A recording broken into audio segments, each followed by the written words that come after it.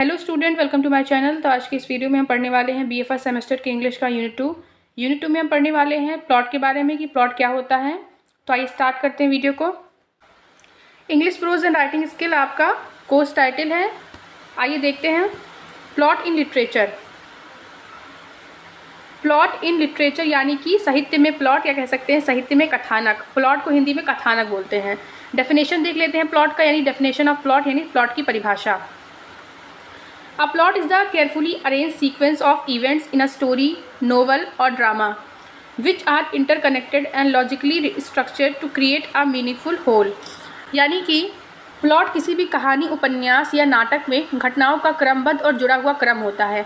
यानी कि जो प्लॉट होता है वो किसी भी स्टोरी, नोवेल या ड्रामे में जो इवेंट्स होते हैं, जो घटनाएं होती हैं, एक क्रम में होती हैं, ठीक है, और एक दूसरे से जुड़ी हुई होती हैं।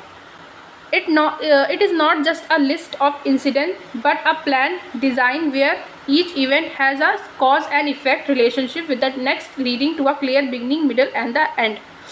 यह सिर्फ घटनाओं की सूची नहीं होती बल्कि योजना के अनुसार बनी कहानी होती है। यानी कि हर इवेंट या हर घटना एक दूसरे से जुड़ी हुई होती है, ठीक है। और प्लॉट में बिगनिंग, मिडल और एंड स्पष्ट होता है, यानी क्लियर होता है। आगे देखते हैं। According to Aristotle, the plot is the soul of tragedy, meaning it is the most essential part of any literary work। यानी कि अरस्तु के अनुसार जो प्लॉट होता है वो ट्रेजेडी की आत्मा होता है, यानी ये साहित्य का सबसे ज़रूरी हिस्सा होता है, ठीक है। A well constructed plot should have, यानी कि एक अच्छे प्लॉट की विशेषताएं क्या क्या होती हैं हम इसमें जानेंगे, ठीक है। आगे देखते हैं।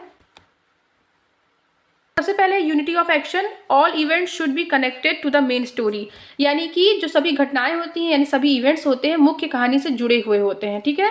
लॉजिकल सीक्वेंस देख लेते हैं क्या होता है। इवेंट शुड फॉलो नेचुरली और लॉजिकली, यानी कि जो घटनाएं होती हैं वो स्वाभाविक होती हैं और क्रम में होती हैं, यानी नेचुरल होती हैं और एक क्रम में होती हैं। राइजिंग एंड फॉलिंग एक्शन, यानी कि ऊपर नीचे का क्रम जिसको बोलते हैं। इसमें क्या होता है। The plot should be develop tension, reach a climax and then move to a resolution. यानी जो प्लॉट होता है इसमें क्या होता है, कहानी में रोमांच बढ़ता है धीरे धीरे, फिर उसके बाद क्लाइमैक्स आता है, फिर धीरे धीरे अंत की ओर कहानी बढ़ती है, ठीक है। इसमें क्या होता है, राइजिंग एंड फॉलिंग एक्शन में ये होता है, ठीक है। आगे देखते हैं। A strong plot keeps the reader or audience engaged, creates suspense and deliver the overall theme or message of the work।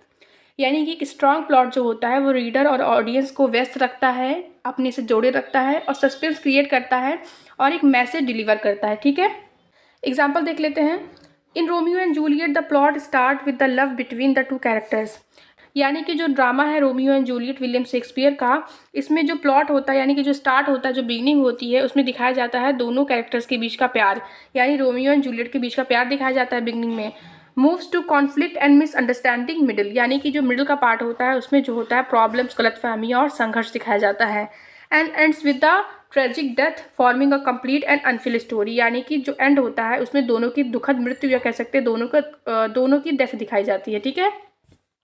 ऐसे किसी भी कहानी, ड्रामा या फिल्म में हम देखते हैं कि स्टार्टिंग में बिगनिंग दिखाई जाती है, जब हम कैरेक्टर्स का इंट्रोडक्शन देखते हैं कि कौन सा कैरेक्टर क्या है क्या नहीं है। देन हम देखते हैं मिडिल में क्लाइमैक्स देखते हैं, जब कोई भी कहानी का क्लाइमैक्स आता है। देन हम एंड देखते हैं जब कहानी अपने रेजोल्यूशन पे पहुंचती है, तो उसी को प्लॉट बोलते हैं, ठीक है। आगे देखते हैं, इसको अच्छे से समझते हैं। और स्ट्रक्चर ऑफ प्लॉट देख लेते हैं क्या होता है, यानी कि प्लॉट का स्ट्रक्चर या प्लॉट की संरचना। According to traditional plot structure used in plays and novels, a plot usually follow 5 stages. Generally, a plot has 5 stages।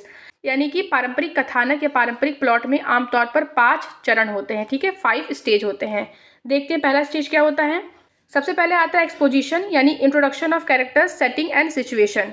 यानी कि एक्सपोजिशन मतलब आरंभिक परिचय जिसमें होता है, जिसमें हम कैरेक्टर, स्थान और स्थिति का परिचय करते हैं। यानी कि जो कैरेक्टर्स होते हैं वो कौन है, उनका नाम क्या है, वो कहाँ से बिलोंग करते हैं, उनकी क्या स्थिति है, ये सब हम जानते हैं आरंभिक परिचय में, यानी एक्सपोजिशन में।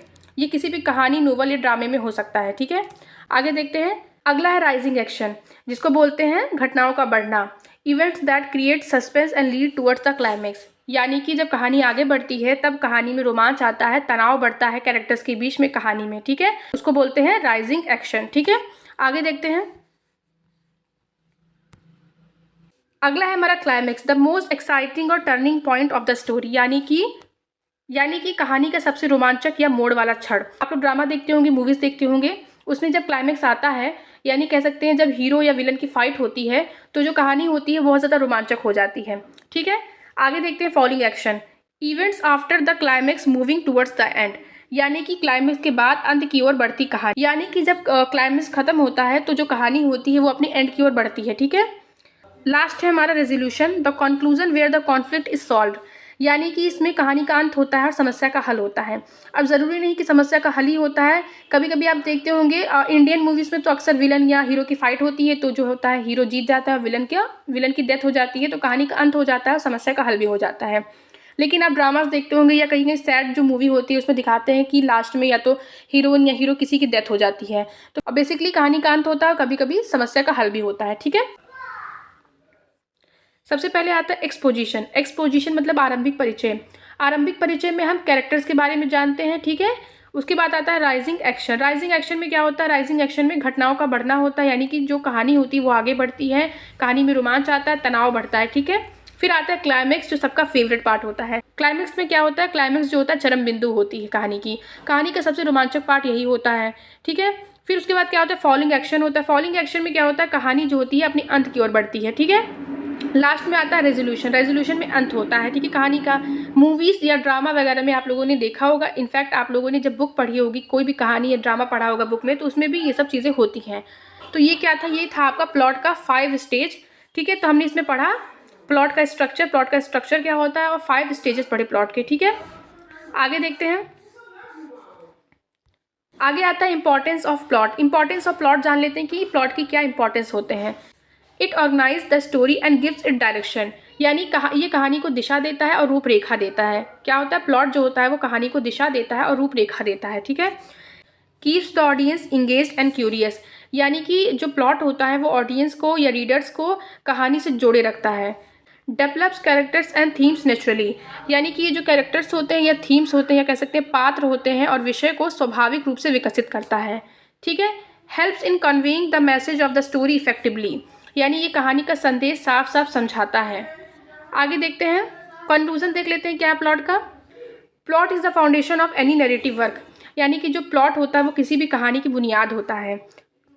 अ well constructed plot make a story interesting and meaningful, while a weak plot can make even good characters and themes fail to impress, यानी कि एक अच्छा प्लॉट कहानी को रोचक और यादगार बनाता है, और कमज़ोर प्लॉट होता है वो एक अच्छी कहानी और कैरेक्टर्स को भी फीका कर देता है कभी कभी। Plot is rightly called the heart of a story because it's give life, movement and purpose to the narrative.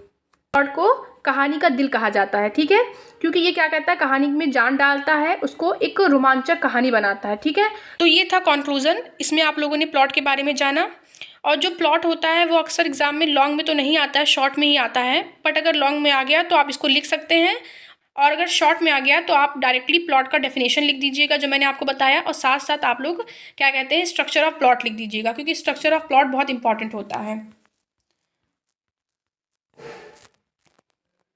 तो आप यहाँ पर डेफिनेशन ऑफ प्लॉट लिख सकते हैं। अगर शॉर्ट में क्वेश्चन पूछा गया प्लॉट क्या होता है, तो डेफिनेशन ऑफ प्लॉट लिख दीजिएगा, और साथ साथ एग्जाम्पल तो ज़रूर दीजिएगा, और आप स्ट्रक्चर ऑफ प्लॉट भी लिख दीजिएगा, क्योंकि ये भी बहुत इंपॉर्टेंट है। ठीक है,